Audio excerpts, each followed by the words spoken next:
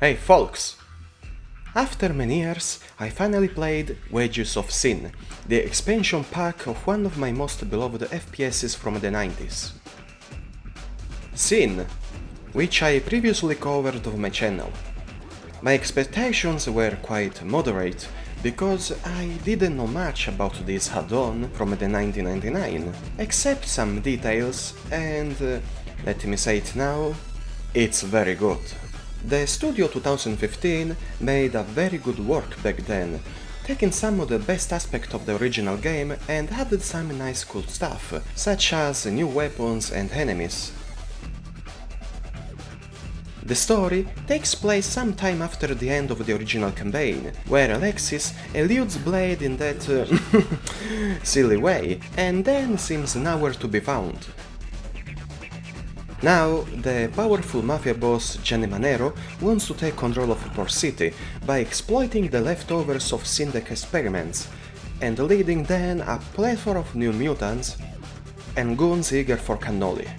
Yeah, I could really go for a cannoli right now.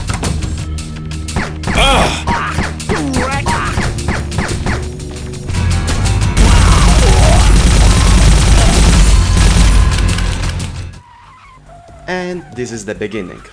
Blade is leading a crazy chase through the traffic of Freeport, and it doesn't end well for the fugitive.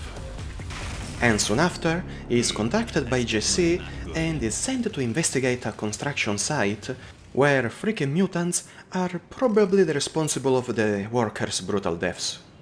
Once Blade arrives at the site, the game begins and shows its new gameplay additions. Maybe this was the first time in an FPS where there's the possibility to climb ropes to reach distant areas by using the movement keys to leap forward and backward, and at the right time, release the grip to reach the desired platform.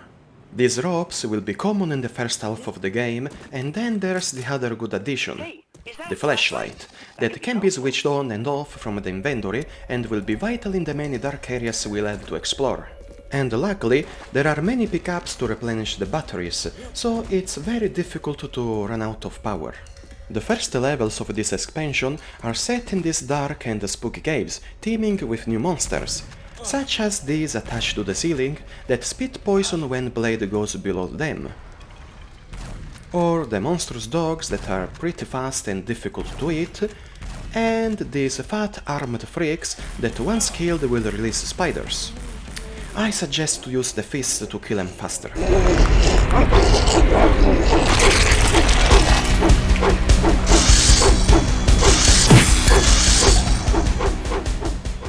This mission pack is pretty condensed and full of neat ideas and funny quotes. What the hell are you doing? Darkman's mom, a hermaphrodite. JC, quit watching North Park and give me the damn frequency. And the completion of certain objectives will change events and setting of some later levels. For example, this mission will be set during daytime instead of nighttime, and the objectives to complete and dialogues will be different. In another case, a captive girl can be rescued earlier, instead of later, and as a result, an entire level is skipped. Unfortunately, there are not one, but two stealth missions that, well, are not that terrible and are quite doable. And besides, the devs had the idea to introduce security cameras that must be avoided and deactivated from computers. And speaking of which, there are again passwords to find and then to type, so to gain access to informations necessary to complete goals. By the way, we're talking about an FPS that, yes, has some good puzzles, but, most importantly, new weapons. The first are the dual pistols. Yes, now Blade goes full akimbo. And then the flamethrower, which has a limited range, but deals tremendous damage. I like it. Continuing, the concussion gun generates these shockwaves that push away enemies, and delivers more damages if they bump into walls, and also can deviate arriving rockets and grenades. It's something I maybe never seen in another game. It's very neat. The plasma bow is actually a crossbow that fires energy bolts in arc trajectory with a very limited range that can be increased by keeping pressed the fire button. When the bolts hit the ground, they explode after a while, inflicting high splash damage. Let's say it doesn't drive me crazy like the Stinger pack does. This weapon, visible only in third person, consists of a sort of backpack with launching pods attached that fire 4 rockets at once, but it's not very precise.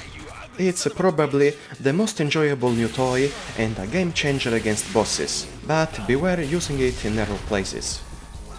And then there's this. It's so powerful that the range of the splash damage is insane.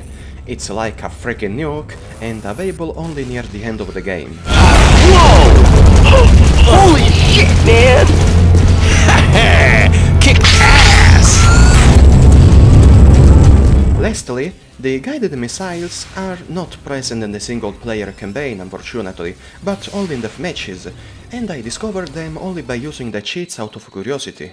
If this weapon was available, it would have made many sections super easy, because Blade just stays in a safe spot, while the slow rocket can navigate entire maps and hit enemies, while in multiplayer the player remains unprotected against the other challengers. And these were the new killing toys, which are followed by the thermal goggles that are very useful to spot snipers and a certain asshole I'll not spoil. Do you remember the vehicles from the base game which were quite shitty to control? They're back, but can be ignored completely, and besides, a novelty of this expansion are the overbikes, available only in some multiplayer maps. I think it's a pity that there's not a section dedicated to them in the single player, because the controls are much better and are equipped with 3 different weapons. Now, speaking again of the single player campaign, it lasts about 4 or 3 hours and offers a good variety of environments concentrated in Freeport City. A mission I really liked is the Art Museum, where Blade must avoid to damage the art pieces, otherwise the mission fails because the Art Corps budget is very tight. There goes your pay, boss. Man, we are bankrupt. By the way, I hated when I had to stop quickly this robber before he runs away with a huge diamond. Sometimes I had no much clues about what to do in some sections, like in the casino, where Blade can stay undetected between the guests, or inside Manero's penthouse, where it is required to destroy this aquarium and sound this alarm, so the door here can be opened. In the end, Wages of SiN is a must-play if you liked the original SiN. I appreciated the pace, the new weapons and enemies. Also, I found it less unforgiving and a bit easier where the original campaign suffered from some terribly annoying sections. It has been funny also to hear again the exchanges between Blade and JC that maintained their original voice actors, and listen again to the music score by Zach Bellica even though many BGMs are recycled, but, well, it's still a beautiful soundtrack. If I had to move a final criticism, I'd call the ending a bit lame and the final boss a short bit. Seriously, it has a ton of health and deals tremendous damages. As always, a warm thanks to all viewers, and see you in the next entry. Oh! Yeah! Nice!